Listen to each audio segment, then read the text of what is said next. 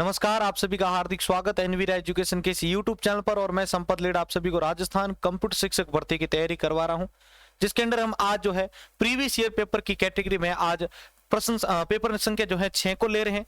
ठीक है, जो कि 22/12/2019 को हुआ था हथकरघा निरीक्षक उद्योग विभाग के अंतर्गत। ठीक है, तो RSM-SSB के द्वारा इस एग्जाम को कंडक्ट करवाया गया था। अब इसमें कौन कौन से इंपॉर्टेंट राजस्थान जीके के क्वेश्चंस थे, शुरू करते हैं। पहला प्रश्न है, गोगुंदा व कुंभलगढ़ के मध्य कौन सा पठार स्थित है? गोगुंदा व कुंभलगढ़ के मध्य कौन सा पठार स्थित है? तो गोगुंदा और कुंभलगढ़ के मध्य जो है आपका डी भोराट जो आपका पठार है वो स्थित है। गोगुंदा व कुंभलगढ़ के मध्य भोराट पठार स्थित है।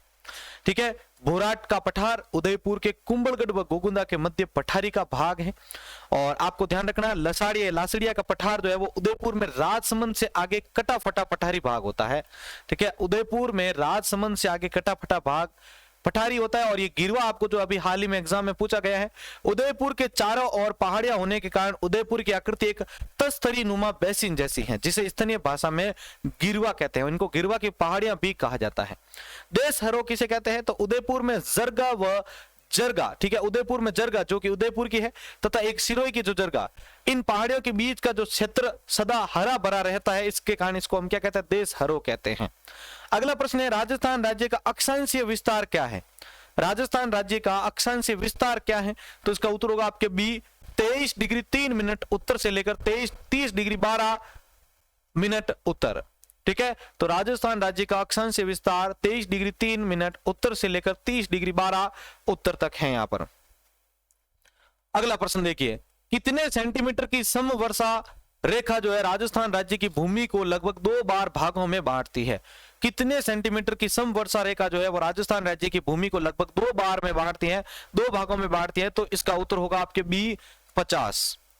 ठीक है, 50 सेंटीमीटर की समवर्षा रेखा जो होती है वो राजस्थान राज्य की भूमि को लगभग 2 बराबर भागों में बांटती है। अगला प्रश्न है, वह जिला जो 100 द्वीपों के नाम से जाना जाता है वह कौन सा है? 100 द्वीपों के नाम से जाना जाने वाला क्षेत्र जो होता है वो राजस्थान के किस जिले में? तो इसका उत्तर जो है प्रश्न संख्या 4 का वो है आपका बी बांसवाड़ा। बांसवाड़ा जिले को 100 द्वीपों का शहर, आदिवासियों का शहर, राज्य का चेरापूंजी आदि नामों से जाना जाता है। एक बार वापस रिपीट कर रहा हूं, बांसवाड़ा जिले को 100 द्वीपों का शहर, आदिवासियों का शहर, राज्य का चेरापूंजी आदि इन उपनामों से जाना जाता है। बांसवाड़ा की स्थापना जो है वो जगमाल सिंह ने 1518 में बांसना नामक भील को मारकर की थी। तो ये बांसना से बना आपका बाड़मेर, ध्यान रखिएगा। ठीक है, तो बांसवाड़ा की स्थापना जगमाल सिंह ने 1518 में बांसना नामक भील को मारकर की थी। बांसवाड़ा जिला जो है वो किस संभाग में आता है? तो उदयपुर संभाग में आता है।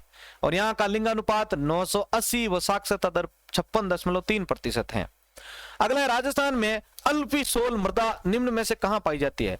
राजस्थान में अल्फी सोल मृदा निम्न में से कहां पाई जाती है? तो इसका उत्तर होगा आपके बी जयपुर में पाई जाती है अल्फी सोल मृदा।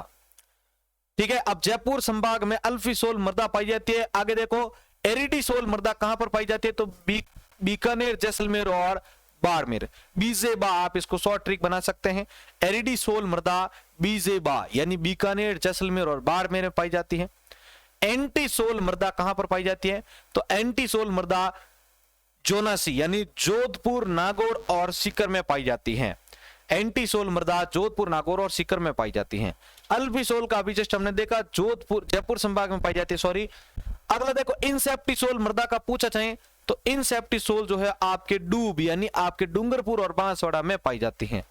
और लास्ट आप देखिए यहाँ पर वर्टिसोल मृदा जो है वो आपके कोटा, बूंदी, बारा और झालावाड़ में पाई जाने वाली मृदा होती है। ठीक है, तो ये आपको मृदाओं के जो प्रकार है वो कहां पर पाए जाते हैं ये याद रहने चाहिए। राजस्थान में अल्फीसोल मृदा जयपुर में पाई जाती है। एरिडीसोल कहां पर है? तो बीजेबा यानी बीकानेर, जैसलमेर, बाड़मेर। एंटीसोल मृदा जोधपुर, नागौर, सीकर। अल्फीसोल मृदा जयपुर संभाग में। इंसेप्टिसोल मृदा कहां पर? तो डूंगरपुर और बांसवाड़ा। और आपके वर्टिसोल मृदा कोटा, बूंदी, बारा और झालावाड़। ठीक है, कोबा, बूजी। चलिए अगला प्रश्न, हरे कबूतर राजस्थान के किस अभ्यारण्य में पाए जाते हैं? तो हरे कबूतर किस अभ्यारण्य में पाए जाता है? इसका उत्तर होगा आपके डी सरिस्का अभ्यारण्य में पाए जाते हैं। ठीक है, राज्य सरकार ने इसे 1955 में विधिवत अभ्यारण्य घोषित किया। केंद्र सरकार द्वारा यहां बाघ परियोजना शुरू की गई थी। किसके द्वारा की गई? ये क्वेश्चन आपके आ चुका है। ये बाघ परियोजना किसके द्वारा की गई है? तो केंद्र सरकार के द्वारा। इसमें हरी कबूतर, सांबर, नीलगाय, जंगली सूअर आदि जीव भी पाए जाते हैं। अगला, राजस्थान में सबसे छोटा कृषि जलवायु प्रदेश कौन सा है? तो राजस्थान में सबसे छोटा कृषि जलवायु प्रदेश कौन सा है? तो इसका उत्तर होगा आपके बी, आर्द्र दक्षिण मैदान। राजस्थान में सबसे छोटा दक्षिण जलवायु प्रदेश आर्द्र दक्षिणी मैदान है। अगला प्रश्न देखिए, राणा प्रताप सागर स्थित है। राणा प्रताप सागर कहां पर स्थित है? तो राणा प्रताप सागर जो है वो आपके सी, चित्तौड़गढ़ में स्थित है। कहां पर? चित्तौड़गढ़ में स्थित है राणा प्रताप सागर। राणा प्रताप सागर बांध का निर्माण चंबल नदी पर चित्तौड़गढ़ जिले में रावत भाटा नामक स्थान पर किया गया है और इस बांध की लंबाई जो है वो 1100 मीटर है तथा ऊंचाई 38 मीटर है। बांध के ठीक नीचे विद्युत गृह भी बनाया गया है। अगला 9वां प्रश्न देखिए, राजस्थान में निम्नलिखित सड़क योजना किस वर्ष में लागू की गई थी? तो राजस्थान में मुख्यमंत्री सड़क योजना जो है वो किस वर्ष में लागू की गई थी? सी, 2005 में। राजस्थान मुख्यमंत्री सड़क योजना जो है वो 7 अक्टूबर 2005 को शुरू की गई थी। अगला प्रश्न, जामसर प्रसिद्ध है। जामसर किसके लिए प्रसिद्ध है? तो जामसर आपके जिप्सम के लिए प्रसिद्ध क्षेत्र माना जाता है। जिप्सम के लिए प्रसिद्ध क्षेत्र जामसर होता है। ठीक है, देखिए ये है कहां पर जामसर? आपको ध्यान रखना है, बीकानेर में ध्यान रखिएगा। अगला, राजस्थान में भूरी मृदा कहां नहीं पाई जाती है? तो राजस्थान में भूरी मृदा कहां नहीं पाई जाती है? आपके डी, पाली में नहीं पाई जाती है। भूरी मृदा मुख्यतः बनास बेसिन में पाई जाती है जिसके अंतर्गत टोंक, बूंदी, सवाई माधोपुर, भीलवाड़ा, चित्तौड़गढ़ आदि क्षेत्र आते हैं और यहाँ व्यावसायिक व खाद्यान्न फसलें उगाई जाती हैं। यहाँ मिट्टी जायद की फसल के लिए उपयुक्त मानी जाती है, भूरी मृदा। अगला, राजस्थान में लौटते मानसून ऋतु की अवधि क्या है? तो राजस्थान में लौटते मानसून ऋतु की अवधि जो है वो आपके अक्टूबर से दिसंबर के मध्य लौटते मानसून ऋतु की अवधि मानी जाती है। राजस्थान की जलवायु की प्रमुख विशेषताओं में देखिए तो शुष्क एवं आर्द्र जलवायु की प्रधानता, अपर्याप्त व अनिश्चित वर्षा का अनायक वितरण, अधिकांश वर्षा जून से सितंबर तक और वर्षा की परिवर्तनशीलता एवं न्यूनता के कारण सूखा एवं अकाल की स्थिति अधिक होना। अगला है, राजस्थान की कौन सी नदी कर्क रेखा को 2 बार पार करती है? तो राजस्थान की कौन सी जो नदी है वो कर्क रेखा को 2 बार पार करती है? तो इसका उत्तर होगा आपके सी, माही नदी जो होती है वो कर्क रेखा को 2 बार पार करती है। माही नदी मध्य प्रदेश के महू की पहाड़ियों से निकलकर राजस्थान में खाटू यानी बांसवाड़ा में प्रवेश करती है। ठीक है, और राजस्थान में किस आकार में बहती है? ध्यान रखिएगा, उल्टे आकार में। अब उल्टे आकार में बहेगी तभी तो ये कर्क रेखा को 2 बार पार कर पाएगी आपके, ये गई और ये वापस आई, ऐसा। अगला प्रश्न देखिए, संप सभा की स्थापना किसने की थी? RSM SSB के 2020 से लेकर 19 के बीच में जो है इसको 3 बार रिपीट किया जा चुका है इस प्रश्न को। ठीक है, संप सभा की स्थापना किसने की थी? तो संप सभा की स्थापना गुरु गोविंद गिरी ने की थी। गुरु गोविंद गिरी के द्वारा यह स्थापना की गई थी। ठीक है, गुरु गोविंद ने भक्त आंदोलन चलाया था। आंदोलन का मुख्य उद्देश्य भील एवं ग्रास्य में एकता स्थापित करना था। इसलिए गुरु गोविंद ने 1883 में संप सभा स्थापना की और गुरु गोविंद ने प्रथम अधिवेशन मानगढ़ पहाड़ी पर किया था, यह भी ध्यान रखिएगा। अगला, निरंजनी संप्रदाय के संस्थापक कौन है? तो निरंजनी संप्रदाय के संस्थापक कौन है? आपके सी, संत हरिदास जी है। ये भी आपके लास्ट ईयर वाले एग्जाम के क्वेश्चंस में पेपर में था। ये निरंजनी संप्रदाय के संस्थापक कौन थे? तो संत हरिदास थे। इसकी प्रमुख पीठ कहां है? तो ध्यान रखना, डीडवाना गाडा के अंदर है। गाडा डीडवाना के अंदर इनका जो है प्रमुख पीठ है। और संत हरिदास को ध्यान रखिएगा, ये आपके पटवार में पूछा गया प्रश्न है, कलयुग का वाल्मीकि किसे कहा जाता है? तो ध्यान रखिएगा, आपके संत हरिदास को भी कहा जाता है।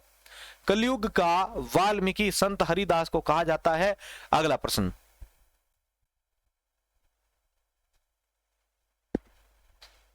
राजस्थान का कौन सा किला सुवर्णगिरी के नाम से जाना जाता है? राजस्थान का कौन सा किला सुवर्णगिरी के नाम से जाना जाता है? तो इसका उत्तर होगा आपके डी, जालोर किला दुर्ग। ठीक है, जालोर किला दुर्ग जो है वो आपके सुवर्णगिरी के नाम से जाना जाता है। जालोर दुर्ग जो है वो आपके सूखड़ी नदी के किनारे स्थित है। इसका उपनाम क्या है भाई? आपके जलालाबाद। जलालाबाद कैसे याद रखोगे? जालोर से है तो इसमें यहाँ पर जलालाबाद, सोनलगढ़ और कनकांचल, ये आपके इसके तीनों उपनाम है और ध्यान रखिएगा। ठीक है, तो राजस्थान का जो किला है जालोर दुर्ग, उसको सुवर्णगिरी सॉरी सुवर्णगिरी, जलालाबाद, सोनलगढ़, कनकांचल, ये सब इसके नाम है। इसका निर्माण परमार शासकों द्वारा सुवर्णगिरी के नाम से प्रसिद्ध इस दुर्ग में 1311 में कानड़ देव के प्रथम शाखा हुआ था। ठीक है, तो कानड़ देव का प्रथम शाखा आपके इसी दुर्ग में ही हुआ था। अगला प्रश्न है, निम्न में से जय बाण नाम किसका है? तो जय बाण जो है वो नाम किसका है? तो इसका उत्तर होगा आपके एक तोप का नाम है। ठीक है, जय बाण तोप आपके कहां पर रखी गई है? तो आपके जयगढ़ दुर्ग में रखी गई है, ध्यान रखिएगा। और ये दुनिया की सबसे बड़ी तोप मानी जाती है। ठीक है, तो जय बाण तोप जो आपके कहां पर रखी गई है? तो जयगढ़ दुर्ग में रखी गई है। अगला, मारवाड़ के राठौड़ वंश का संस्थापक कौन था? मारवाड़ के राठौड़ वंश का संस्थापक कौन था? तो इसका उत्तर होगा आपके सी, राव सिंहा। मारवाड़ के राठौड़ वंश का संस्थापक राव सिंहा था। जोधपुर के ख्यात के अनुसार राव सिंहा वत्ससेन का पोता और सेतराम का पुत्र था। ठीक है, तो ये आपको मारवाड़ के राठौड़ वंश का संस्थापक कौन है पूछा जाए तो आप बता सकते हैं। अगला प्रश्न, अकबर ने महाराणा प्रताप को समझाने के लिए किसे प्रथम संदेशवाहक के रूप में भेजा था? अकबर ने महाराणा प्रताप को समझाने के लिए किसे प्रथम संदेशवाहक के रूप में भेजा था? डी, जलाल खां को भेजा था। ठीक है, सेकंड संदेशवाहक कौन था आपका? मानसिंह प्रथम। थर्ड पे है आपके भगवंत दास और फोर्थ पे आपका टोडरमल। अगला प्रश्न है, गिलुंड सभ्यता के अवशेष किस युग के हैं? तो गिलुंड सभ्यता के अवशेष किस युग के हैं? इसका उत्तर होगा आपके ए, तांबा प्रस्तर युग। गिलुंड सभ्यता के अवशेष जो है वो आपके तांबा प्रस्तर युग के माने जाते हैं। ठीक है, और इसको हम जो है ताम्र प्रस्तर युग की सभ्यता भी मानते हैं। अगला बहुत अच्छा प्रश्न है, मुंडियार ख्यात किस राजवंश से संबंधित है? मुंडियार ख्यात किस राजवंश से संबंधित है? तो मुंडियार की ख्यात आपके सी, मारवाड़ के राठौड़ों से संबंधित है। मुंडियार ख्यात मारवाड़ के राठौड़ राजवंश से संबंधित है। ठीक है, इसका लेखक कौन है? तो ध्यान रखिएगा, मूणोत नैण सिंह इनका लेखक है, मुंडियार ख्यात। अगला प्रश्न, निम्नलिखित में से किसे मत्स्य संघ का राज प्रमुख नियुक्त किया गया? निम्नलिखित में से किसे जो है मत्स्य संघ का राज प्रमुख नियुक्त किया गया था? तो इसका उत्तर होगा आपके बी, धौलपुर का महाराजा। धौलपुर का महाराजा जो है उसे मत्स्य संघ का राज प्रमुख नियुक्त किया गया था। अगला प्रश्न देखिए, अहिरवाटी और मेवाती बोलियां, बहुत ही इंपॉर्टेंट प्रश्न है ये। अहिरवाटी और मेवाती बोलियां किस क्षेत्र में बोली जाती है? तो अहिरवाटी और मेवाती बोलियां जो है आपके किस क्षेत्र में बोली जाती है? सी, उत्तर पूर्वी राजस्थान में बोली जाती है अहिरवाटी और मेवाती बोलियां। ठीक है, अहिरवाटी जो आपके अहिर जाति के जो बहुमत वाले क्षेत्र की होते हैं, जैसे अलवर की बहरोड व बांसुर, मुंडावर तहसील, जयपुर की कोटपुतली तहसील में बोली जाती है। और मेवाती जो होती है वो अलवर, भरतपुर के मेवात क्षेत्र में बोली जाती है। अगला प्रश्न, जाम्बोजी जहां प्रवचन करते थे वह क्या कहलाता है? जाम्बोजी जहां पर प्रवचन करते थे उन्हें क्या कहता है? तो उन्हें क्या कहते हैं? तो उसका उत्तर ध्यान रखिएगा, आपके जाम्बोजी के प्रवचन स्थल को सथारी कहते हैं। जाम्बोजी का प्रवचन स्थल जो था उसको सथारी कहते हैं। जाम्बोजी एक पर्यावरण वैज्ञानिक संत थे। इनका जन्म 1451 में भाद्रपद कृष्ण अष्टमी के दिन पीपासर नागौर में हुआ था। ठीक है, तो ये जाम्बोजी का जो प्रवचन स्थल है उसको हम सथारी कहते हैं, ध्यान रखिएगा। राजस्थान की पहली महिला पायलट कौन थी? तो राजस्थान की पहली महिला पायलट थी आपके डी, नम्रता भट्ट। नम्रता भट्ट जो है आपके राजस्थान की पहली महिला पायलट थी, ध्यान रखिएगा। अगला, छगन ने, इसका क्वेश्चन लास्ट वाले पेपर में भी था, छगन ने अपनी सर्वोदयी गतिविधियों के लिए राजस्थान का कौन सा क्षेत्र चुना है? छगन ने अपनी सर्वोदयी गतिविधियों के लिए राजस्थान का कौन सा क्षेत्र चुना है? तो इसका जो उत्तर होगा वो होगा आपके सी, जोधपुर का खीचन। छगन मारवाड़ लोकप्रिय नेता थी। इन्होंने अपनी सर्वोदयी गतिविधियों के लिए जोधपुर के फलोदी के खीचन गांव को चुना था। फलोदी का जो खीचन गांव था उसको चुना था। तो देखिए, हमने कल ही इसका एक पेपर डिस्कस किया था, मैं आपको यहां पर जो है बता देता हूं। ये कल हमने पेपर डिस्कस किया था 5वां कनिष्ठ अनुदेशक जो कि 23/12/2019 का था। इसमें 22वें नंबर पर ये क्वेश्चन आपका रिपीट था इससे जस्ट पहले ही। तो ये देखो, ये छगन का क्वेश्चन यहाँ पर वापस रिपीट किया हुआ है। ठीक है, तो किस विख्यात महिला समाज सुधारक छगन राजस्थान के किस क्षेत्र से संबंधित थी? तो इसमें जोधपुर दिया हुआ है। और इस पेपर में देखो यहाँ पर ये आपका जोधपुर से यहाँ पर दिया हुआ जोधपुर का खीचन। इसलिए प्रश्न को ध्यान से समझे ताकि वापस रिपीटेशन हो तो आपको कोई प्रॉब्लम ना रहे। अगला है, 18 अप्रैल 1948 को संयुक्त राजस्थान का उद्घाटन किसने किया था? 18 अप्रैल 1948 को संयुक्त राजस्थान का उद्घाटन किसने किया था? तो इसका उत्तर होगा आपके बी, पंडित जवाहरलाल नेहरू ने किया था। 18 अप्रैल 1948 को संयुक्त राजस्थान का उद्घाटन जवाहरलाल नेहरू ने किया था। अगला प्रश्न, बरड़ किसान आंदोलन को संगठित करने वाला राजस्थान सेवा संघ हाड़ौती की शाखा का प्रमुख नेता कौन था? बरड़ किसान आंदोलन को संगठित करने वाला राजस्थान सेवा संघ हाड़ौती की शाखा का प्रमुख नेता कौन था? तो इसका उत्तर होगा आपके डी, नैनूराम शर्मा। नैनूराम शर्मा जो है वो आपके बरड़ किसान आंदोलन को संगठित करने वाले राजस्थान सेवा संघ हाड़ौती की शाखा का प्रमुख नेता था। ठीक है, ये चीज आपको इसके अंदर ध्यान रखनी है। अगला, राजस्थान में बाजरा अनुसंधान केंद्र कहां पर है? कल ही जब ने जो है जितने भी अनुसंधान केंद्र थे उनके ऊपर पढ़ा था, आज देख लीजिए वापस ये आ रहा है। मतलब एक पक्का हो चुका है कि परियोजनाएं और अनुसंधान केंद्र के 1 से 2 क्वेश्चन पक्के आपको देखने को मिलेंगे। तो राजस्थान में बाजरा अनुसंधान केंद्र कहां पर है? तो राजस्थान में बाजरा अनुसंधान केंद्र भी जोधपुर में स्थित है। ठीक है, राजस्थान में सर्वाधिक बोया जाने वाला खाद्यान्न बाजरा है। राजस्थान का पश्चिमी भाग बाजरा उत्पादन के लिए प्रसिद्ध माना जाता है। अगला प्रश्न देखिए, सूची 1 को सूची 2 के साथ मैच करना है यहाँ पर। ठीक है, तो यहाँ पर अब आपके वन्य जीव अभ्यारण्य है और इधर आपके जिले दे रखे हैं। तो अब इसमें आपका जो सही आंसर है वो है आपका ए कोट। अब देखते हैं इसको हम, यानी 1 2 3 4 कंटिन्यूसली है इसमें। यानी यहाँ पर आपके ताल छापर चूरू जिले से संबंधित है, शेरगढ़ आपके कोटा से संबंधित है, फुलवारी की नार आपके उदयपुर से संबंधित है और बंद बारेटा जो है वो आपके भरतपुर से। एक बार वापस रिपीट करते हैं, ताल छापर वन्य जीव अभ्यारण्य जो आपका चूरू से संबंधित है, शेरगढ़ आपके है कोटा से, फुलवारी की नाल उदयपुर से और बंद बारेटा भरतपुर से संबंधित है। ताल छापर कृष्ण मृग अभ्यारण्य जो है वो चूरू में स्थित है, यह काले हिरण के लिए प्रसिद्ध है। शेरगढ़ अभ्यारण्य जो है वो आपके 12 जिले में बाघ के लिए प्रसिद्ध है, ध्यान रखिएगा। तो 12 से बाघ, ये आप ध्यान रखिएगा। फुलवारी की नाल अभ्यारण्य जो है वो आपके उदयपुर में, फुलवारी की नाल अभ्यारण्य उदयपुर में है। इसमें बाघ, बाघेरा, सांबर, चीतल आदि पशु पाए जाते हैं। और बंद बारेट अभ्यारण्य जो है आपके केवलादेव भरतपुर राष्ट्रीय अभ्यारण्य से 50 किलोमीटर दूर स्थित है। अगला प्रश्न है, नर्मदा परियोजना से राजस्थान का कौन सा लाभान्वित जिला है? नर्मदा परियोजना से राजस्थान का सर्वाधिक लाभान्वित जिला कौन सा है?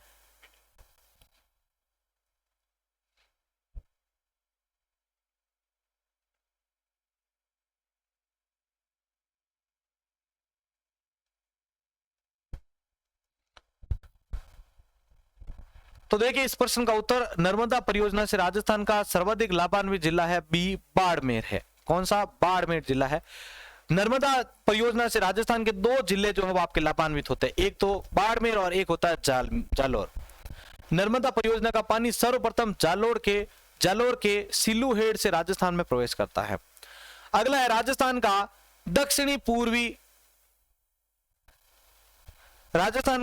पूर्वी पठार कौन सा माना जाता है? तो राजस्थान का दक्षिणी पूर्वी पठार जो है वो आपके डी, हाड़ौती माना जाता है। कौन सा? हाड़ौती माना जाता है। अगला प्रश्न देखिए, राजस्थान के किस कृषि जलवायु प्रदेश में अधिक वर्षा होती है? राजस्थान के किस जलवायु प्रदेश में सर्वाधिक वर्षा होती है? तो इसका उत्तर होगा आपके डी, आर्द्र दक्षिण पूर्वी मैदानी भाग में। आर्द्र दक्षिण पूर्वी मैदानी भाग में जो है सर्वाधिक जो है वर्षा होती है। अगला प्रश्न देखिए, राजस्थान में रामपुरा अंगुचा की खान किसके उत्पादन के लिए प्रसिद्ध है? राजस्थान में रामपुरा अंगुचा की खान किसके उत्पादन के लिए प्रसिद्ध मानी जाती है? तो इसका उत्तर होगा आपके सीसा एवं जस्ता के उत्पादन के लिए सर्वश्रेष्ठ ये जो है मानी जाती है। तो एशिया का सर्वश्रेष्ठ किस्म का सीसा जस्ता रामपुरा अंगुचा भीलवाड़ा में निकलता है। यहां से निकले जस्ते का शोधन चंदेरे यानी चित्तौड़ जिंक स्मेल्टर प्लांट में होता है। अगला, राजस्थान में महाराणा प्रताप हवाई अड्डा कहां पर स्थित है? तो राजस्थान में महाराणा प्रताप हवाई अड्डा जो है वो आपके उदयपुर में स्थित है। अगला प्रश्न देखिए, कुएं एवं नलकूपों से सिंचाई करने की दृष्टि में सबसे प्रमुख जिला किसका है? तो कुएं एवं नलकूपों से सिंचाई की दृष्टि से सबसे प्रमुख जिला कौन सा है? तो इसका उत्तर होगा आपके ए, अलवर जिला सर्वाधिक माना जाता है। अगला है, बजाज सागर बांध किस नदी पर स्थित है? तो बजाज सागर बांध जो है वो आपके किस नदी पर स्थित है? भाई आपके बी, माही नदी पर स्थित है। बजाज सागर बांध माही नदी पर। अगला है, चेपा एक बीमारी है। चेपा एक बीमारी है, तो इसका उत्तर होगा आपके बी, रबी फसलों की, रबी फसल में पाई जाने वाली एक बीमारी होती है चेपा। अगला प्रश्न 39वां, केला देवी अभ्यारण्य राजस्थान के किस जिले में स्थित है? तो केला देवी अभ्यारण्य जो है वो राजस्थान के किस जिले में स्थित है? ए, सवाई माधोपुर में स्थित है केला देवी अभ्यारण्य। अगला प्रश्न, वह जिला युग्म जहां लाल व पीली मिट्टी पाई जाती है वह कौन सी है? वह जिला युग्म जहां लाल व पीली मिट्टी पाई जाती है वह कहां पर स्थित है? तो देखिए इसका उत्तर होगा आपके वह जिला युग्म जहां पर लाल और पीली मिट्टी पाई जाती है, तो वो आपके बी सवाई माधोपुर सिरोही में स्थित है। अगला प्रश्न, चार्ल्स मेटकॉफ के रेजिडेंट कौन थे? चार्ल्स मेटकॉफ के रेजिडेंट कौन थे? तो इसका उत्तर होगा आपके डी दिल्ली के जो थे वो रेजिडेंट थे चार्ल्स मेटकॉफ। अगला, राजस्थान में गोपी कृष्ण भट्ट किसके लिए प्रसिद्ध है? राजस्थान में गोपी कृष्ण भट्ट किसके लिए प्रसिद्ध है? तो इसका उत्तर होगा आपके ए तमाशाई के लिए प्रसिद्ध है। तमाशा मूल रूप से महाराष्ट्र का लोक नाट्य है और जयपुर के सवाई प्रताप सिंह ने बंशीधर भट्ट व गोपी कृष्ण भट्ट को इसका आश्रय दिया था। अगला, कौन सा किला जौहर स्थल के लिए प्रसिद्ध माना जाता है? कौन सा किला जौहर स्थल के लिए प्रसिद्ध माना जाता है? तो इसका उत्तर होगा आपके ए चित्तौड़गढ़। चित्तौड़गढ़ में 3 साके हुए थे। पहला साका जो है वो 1303 में रतन सिंह और अलाउद्दीन के बीच में हुआ था। दूसरा आपके 1534-35 से लेकर 34 और 35 ईस्वी के बीच में विक्रमादित्य व बहादुर शाह के बीच में हुआ था। तीसरा जो साका है वो 1500 से 63-68 में उदय सिंह और अकबर के बीच में हुआ था। अगला, निम्न में से कौन सा संस्कार जन्म से संबंधित है? निम्न में से कौन सा संस्कार जो है वो आपके जन्म से संबंधित है? तो इसका उत्तर होगा आपके डी जड़ुला या मुंडन संस्कार जो है वो बच्चे के जन्म के 2 या 3 वर्ष बाद पहली बार जो है बच्चे के बाल काटे जाते हैं तो उसे जड़ुला उतारना या मुंडन कहा जाता है। 45वां प्रश्न है, निम्न में से राजस्थान के लोक जीवन में नारचारी शब्द किससे संबंधित है? निम्न में से राजस्थान में लोक जीवन में नारचारी शब्द जो है वो किससे संबंधित है? तो उसका उत्तर होगा आपके ए ग्रह कीड़ा से संबंधित होता है नारचारी। अगला, लांगुरिया गीत निम्न में से किस देवी से संबंधित है? तो लांगुरिया गीत जो है वो आपके केला देवी से संबंधित लोक गीत माना जाता है। इसका प्रश्न इस प्रकार से भी आ चुका, केला देवी की आराधना में गाए जाने वाले गीत कौन से हैं? तो आपको ध्यान रखना लांगुरिया गीत। अगला देखिए, जालोर का ढोल नृत्य किस शैली में आयोजित होता है? जालोर का ढोल नृत्य जो है वो आपके किस शैली में आयोजित होता है? इसका उत्तर होगा आपके डी थाकना में। अगला प्रश्न, चारण साहित्य का प्रसिद्ध ग्रंथ सूरज प्रकाश किसके द्वारा लिखा गया है? चारण साहित्य का प्रसिद्ध ग्रंथ सूरज प्रकाश किसके द्वारा लिखा गया है? तो इसका उत्तर होगा आपके सी करणीदान के द्वारा लिखा गया है। इस ग्रंथ में जोधपुर के शासक अभय सिंह के युद्धों का वर्णन मिलता है। ठीक है, तो जोधपुर के शासक अभय सिंह के युद्धों का वर्णन किस में मिलता है? तो आप बताएंगे सूरज प्रकाश के अंदर मिलता है। इसका रचनाकार कौन है? तो करणीदान है। अगला, मेवाड़ चित्र शैली का सबसे प्राचीन चित्रित ग्रंथ कौन सा है? तो मेवाड़ चित्र शैली का सबसे प्राचीन चित्रित ग्रंथ जो है वो आपके डी श्रावक प्रतिक्रमण सूत्र चूर्पी है। श्रावक प्रतिक्रमण सूत्र चूर्पी जो है वो आपके सबसे प्राचीन चित्रित ग्रंथ माना जाता है। अगला लास्ट प्रश्न है, राजस्थान में मीनाकारी की थेवा कला के लिए कौन सा स्थान प्रसिद्ध है? तो राजस्थान में मीनाकारी की थेवा कला के लिए कौन सा स्थान प्रसिद्ध है? तो इसका उत्तर होगा आपके डी प्रतापगढ़ प्रसिद्ध है। तो ये थे हमारे आज के इंपॉर्टेंट उद्योग विभाग का जो एग्जाम हुआ था उससे संबंधित प्रश्न। अगर आपको ये वीडियो अच्छा लगा है तो जल्दी से इस वीडियो को लाइक कर दीजिए, अपने दोस्तों के साथ शेयर कर दीजिए और चैनल के साथ अगर पहली बार जुड़े हैं तो सब्सक्राइब कर दीजिए, जिससे मेरे आगामी क्लास है जो है आपको तुरंत अपने समय पर डिवाइस पर मिल सके। जय हिंद, जय भारत।